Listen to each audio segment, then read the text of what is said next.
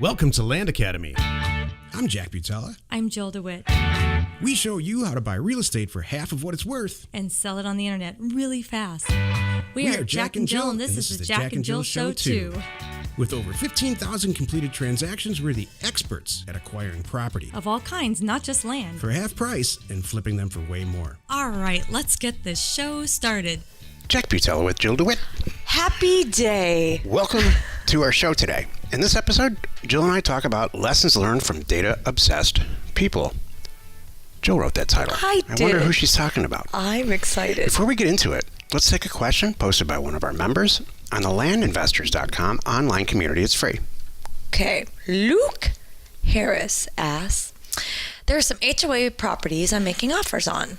I figure their fee kills the price of the land. Their fees kill the price of the land, and it gets in a range. I might have a shot at it. Also thinking how much of an HO fee is too much. The ones I'm looking at right now are $43 a month on little house lots. You get paved roads, trees, golf, lake, and other stuff, but $43 a month on an empty lot, that makes a high default rate on these. I understand. We've done those areas, and it does rack up really, really fast. The truth is this, we have a tremendous amount of experience with HOA property, HOA land. And, you know, there's some great stuff and some bad stuff, you know. By the way, all HOA property, land, not houses or condos, they have a bunch of people sitting in an office, usually if the subdivision is big enough, and that's their whole job is to handle defaulted property and manage fees and stuff. And so if you get to know them, and guess what? Jill knows them on a first-name basis. They always have lien sales, and they have properties that they've taken back. And so you can cut a great deal with them on these properties. They're all, I don't care what they say, they have a list somewhere of properties that are for sale. So before you go buying properties from owners in these subdivisions, check out the HOA itself. And did I just take away all your thunder? No, it's okay. But that's exactly what I was going to say. So keep going. No, Luke, I think you're right on the right track. You know, would I put all my money into one subdivision and with an HOA? No, but I think that you could do okay. Just make sure you're like the basic stuff that we do applies. Make sure you're buying them way cheaper than you're going to sell them for, and make sure that they're good properties. All the HOA subdivisions they're all broken up into units, like Unit 1, Unit 8, and so what you want to do is get used to saying this to yourself. Unit 1 rocks, and I can sell those properties really, really fast. Unit 18, it doesn't. It's way out there. Yeah. It's only dirt roads at this point different. And all that. Exactly, Joe. You know what I do too, Luke? I would either say you're buying it really, really cheap because the HOA fees are really high, and you're actually buying it from a seller, which is, unless the seller has 10 of them, it doesn't make a lot of sense. You wouldn't just buy the one-off. You'd go right to the association. But either way, I'd want to start fresh. So if I'm buying it really cheap from the seller, which is actually not my first choice, so I'm going to skip that one. My first choice is, now that I've identified this area and these are good properties, I'm going to the HOA. And I'm getting a list from them, which is what you can do. They will email you a list, and you can go and look on the map and pick out the 10 that you want, or the 5 that you want, whatever it is, like Jack says. You're going to go negotiate the price with them. They can't do anything about the taxes, so you've got to remember that too. But they can zap out those HOA fees is usually what they're going to do. They're going to say, all right, you can buy these 10. The board meets on Tuesday. Send me a check, however their process is. It's often something like that. You identify the 10, and then they will do the recording and everything for you and send them to you. Now you've started fresh. Buying them from the HOA, they now have 0 HOA fees at this point, and then you only have the taxes. Now, when you post the properties, please post all those details. Like, they are fresh. They have 0 HOA fees as of today. Their HOA fees are $43 a month starting today, and they have $100 in taxes or whatever it is. Just spell it all out so the questions are answered before the call gets to you. And I think those can be great things to have in your inventory. I think that's great advice. Thank you. If you have a question or you want to be on the show, reach out to either one of us on landinvestors.com. Today's topic is Jill's topic. Lessons learned from data-obsessed people. This is the meat of the show. I wrote this topic because I was thinking big picture stuff, and there's a lot of our members in our community that are just like Jack, which is not like me. Data. So this is why I have these questions. Do you ever ask yourself, like in the morning, like, how did I get with the messed up in this group of people? Every day. You mean my family? My family? Every day. Our whole community? Once a month. I'm just kidding. That's awesome. But my family? Oh yeah. No, so they don't see it because it comes naturally to them. These data obsessed people. This is how they operate. This is how they roll. And I have to take a step back and go, I'm like, why are they this way? And how can I be more like them? Because I see. No, please don't do that. Okay, well, don't change, I see. Joe, do not change a thing. I see you data obsessed people, all y'all, making really healthy decisions because your decisions are numbers based, not emotional based. Oh. And that to me is the best way to make decisions. I had to learn to take emotion out. And when I took emotion out, boy, do I make the best decisions. I see it as a number on a spreadsheet, not as look at the sunset, look at the pretty view, or look at the kitchen, kind of thing. You have to take that out. So I wrote this topic because I want to pick your brain and get some lessons from you data obsessed people, Jack, as the leader of the pack here. Okay. This is fun. What is it? And what can you share with those of us who are not data obsessed? This is going to surprise you. Ready? Yes. I can't stand to lose. Oh. So we're at a point in our career now, Joe, where we look at an acquisition, which we do all the time, every day, all day. And then this is what in the back of my head, I'm saying, how can I lose in this? Not how can I win, because I know how to win. How can I lose? What's wrong with this property that someone wouldn't buy it for more than we're about to buy? And I'll state all the obvious reasons what could go wrong. Well, we're paying too much money. You can't get to it. What did I miss? Did I miss like an HOA situation? Like, look, does the property have an HOA that we don't know about? Are there liens or mortgages associated with the property that we haven't uncovered? How can I lose? And if the answer is at the end, there's no way we're going to lose on this property. And in fact, we've perfected it now. That's how this whole offer campaign, how I came up with that. So I can sit and look at 10 properties that people are willing to sell me, and there's probably 8 of them probably don't work for us, even though we sent offers out on them, right? That's how I gauge it. And now it's, if it hits my desk and it's signed, 9 times out of 10 we buy it because it's so silly cheap and it rocks. Mm-hmm. That's really interesting. So you look at it from that perspective. I don't think we've ever talked about this. I don't think so either. This is really good stuff. So you look at it like, what could go wrong, basically? Yeah. And then if you go, no, all right, I'm safe here, I'm safe there, check, check, check. You're like, you know what? Nothing can officially go wrong. When's the last time you and I purchased a piece of property where we haven't sold it before we actually bought it? And I don't think we do have a few properties in inventory that for some reason they just aren't sold yet. Because we're not reaching them. That's the whole thing, because we forgot about them. And it's not, it's like 3 or 4. Right. It's like, we still have that. Somebody needs to put that out there. Yeah. We're going to end up giving those away anyway. I'm sure of it.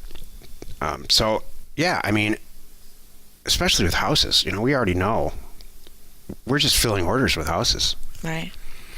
The ranch property, the large ranch, the movie star ranches, that's a little different. There's a little bit more risk in that, but it's not, we never put any of our money into it. Right. So the partners that we do this stuff with, they can't. So what's the worst thing that can happen? The worst thing that can happen is they're going to hold a property that they purchased for $1.2 million that's worth 1.8. They might have to hold it for 60 days. Right. So come on. Exactly. Is there really a risk in that? Not really. So that's the roundabout way to answer your question is, how can I lose on this? And if there's any way we can lose on it, then we just do the next deal. Okay, I have a question. That's the beauty of data. You data obsessed people use data for everything. The way you buy a car, the way you decide who's going to paint the garage, That's true. right? The school system. Yeah, all this is true. So I might be mentally ill. So I'm guessing you're born with it. This is nature, not nurtured. Were you always this way? Yeah. I'll tell you what. I'm old enough I was born and raised before the internet. So the only way you learned anything is through books or TV. And you didn't have any choice about TV. It was whatever was on was on. You don't have any choices. There's no YouTube or any of that stuff. So when all this stuff started kicking in the 90s, really the late 90s, and YouTube became a thing, this is a good generation. This is a good time to be alive for data-obsessed people. Because before this, you're spending a lot of time in the library. And even then, it's still not... Library never seems to have the right books. I've always said that. Really? Yeah. Every time you go in, Every time I go you to, can't even find what you today, want. That's I not go to true. a library or I go to a bookstore and I have go had immediately that. to the reference section. Oh, funny. I go to self-help. Which is really true. That's where I spend all my time. Really? What do you like? What do you read? That's exactly what do you read through? I always go to self-help, and I spend the whole 2 hours there.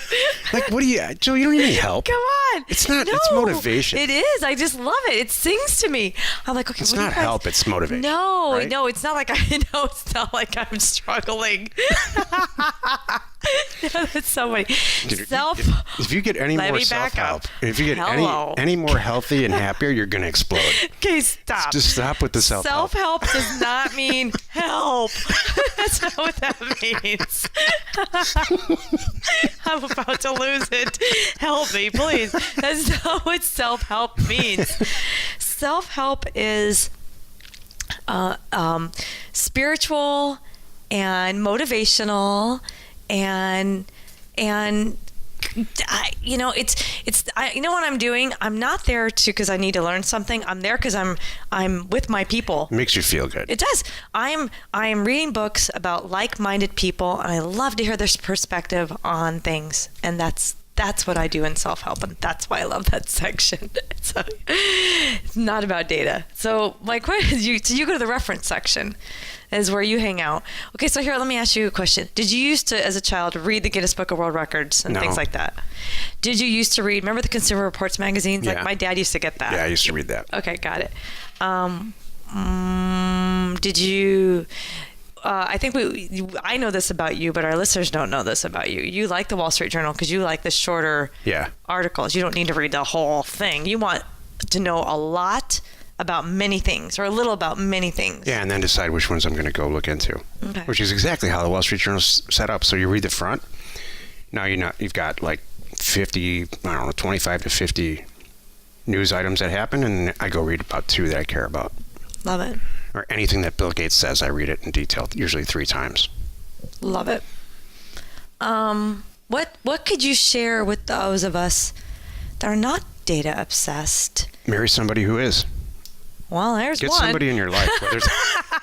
Get somebody in your life who's because we make good decisions. The vast majority of the people, not the vast majority, every single person in this group who does incredibly well is either comes from an engineering or an accounting background, or they have somebody in their life like that.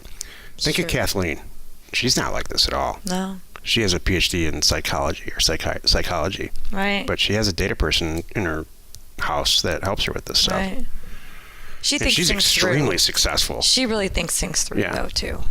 So that's who she is. So if you're not, data obsessed is Jill's title. If you're not a methodical, I call it a linear thinker, where if you start with A, you go to B, you go to C, and then if you still want to keep going, you linearly travel through life. You don't really have any feeling about anything. You mechanically go through the steps to get you to some end. You're going to succeed. One thing that... I was not always like this. Really? Yeah. I was tired of failing. Oh. And then you found that data would solve that? Yeah, or linear thinking or decision making, yeah. I mean, look, we have all the information. This is what I tell the kids. every single answer to every single question on the planet is in your pocket. It's true. Remember your parents used to say, go look it up. Right. Dad, how do you spell invoice? Go look it up. That's true. Right? Now you don't. You just pull it out of your pocket. You have no excuse. Now you say, I'm not going to say it now because there's one in the room. You say, hey, blank, how do I spell this word? Uh-huh. So, and it spits the answer right out at you. You don't even have to pull out your pocket. So if you're not seeing things through, or you don't have enough resources, I don't care if it's money or motivation or any of that stuff, the answers are all in your pocket. Right. The reason that you're not doing it is or succeeding at whatever it is you're trying to succeed, or you don't have as much money as you want, or you're in a bad relationship, it's because you're lazy. Data is a new bacon. What is that? That's Jill's way of saying. The human head weighs 8 pounds. What the Do you remember hell? that from Jerry Maguire? No. What the hell is that? That's a non. You don't remember that? No. All right, never mind. Somebody there is. That's a way tangent. I won't go there. That was okay. Sorry. I just rewrote that down because I put that on my Facebook when I saw that phrase. Like, data's a new bacon. That rocks. Data rocks. You know what's funny? For a non-data obsessed person, now learning the value of data, I'm excited about data. And that's why I say data is a new bacon. Data is awesome. And data, like you said, Jack, will keep you from making mistakes too. I never worry about the big, when you are faced with a big financial decision, whether it's studio equipment or a boat or an acquisition or a new office or whatever it is, by the time it gets to me, by the time you go, hey, when you have time today, I'd like to sit down and talk to you about X. I don't worry.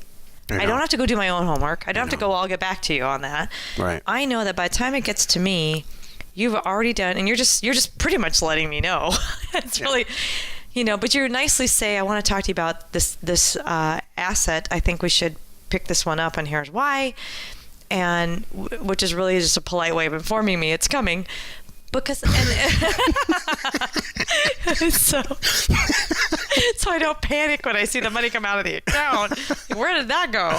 So, but I don't worry about it because I know that's who you are. So this is one of the beautiful things about data obsessed people.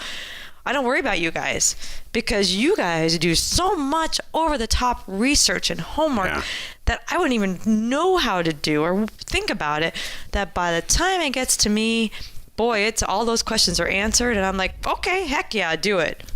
Here's some advice. I personally don't buy anything, whether it's a car, boat, or any of that stuff, unless I know I could, overnight, something goes wrong, I could sell it for twice. All right, so, and it was like that with real estate forever until the last couple of years, where now, on the bigger deals, it's not 2 times, but it's more like, I know I can sell it for 10 grand more, or $100,000 more, or whatever. So, never get yourself in a situation where you don't have an exit, and that's really the takeaway from this. I bet the members that we have who are killing it would agree with this. Always have an exit strategy. Always. That's one of the first things they teach you in any kind of entrepreneurial learning environment, which I guess this kind of is. Always know what you're going to do with it before you get it. Whether it's start a company, get married, always know how it's going to end. And I'm not joking about that at all. I know, and that's great. It takes advice. all the stress out of it. It really does. There's a saying, I've said it like a month ago on the show, I think. You never want to end up with for sale property, in air quotes. Mm-hmm. Commercial real estate people have been walking around their offices saying that since the beginning of time. Right. What are you going to do with the property? Oh, I'm going to slap a sign on it and see what happens. No. Never want to do that. Never. Let it just sit there. That's stupid. That's stupid. It is stupid. On that note. Is this how you thought this was going to go? You This know, show? it's actually better than I thought it was going to Oh, go. wow. Thank goodness. You had low. I had very low expectations. Low. Let's get out now. Don't sink it.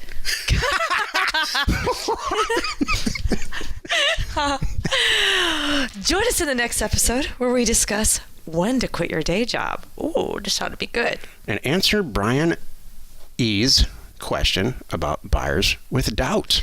You are not alone in your data obsessed life and real estate ambition. Good show, Jill. Thank you. It's good for me. Probably. That was fun. You know, we uncovered a few things and we talked about things that we'd never talked about. Yeah. And that was really cool. I like that. So. Yeah, why would you ever get into any type of investment opportunity and just to see what happens? You didn't want to do that. No, you don't want to do that. Let's test the water and spend $100,000. Don't do that. No. Right? So, yeah, to do it right and run the numbers and good stuff. Hey, like our show? Like Jack said, that's your problem.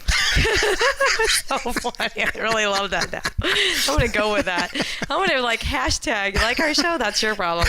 Please subscribe and rate us on iTunes or wherever you are listening. Information and inspiration to buy undervalued property.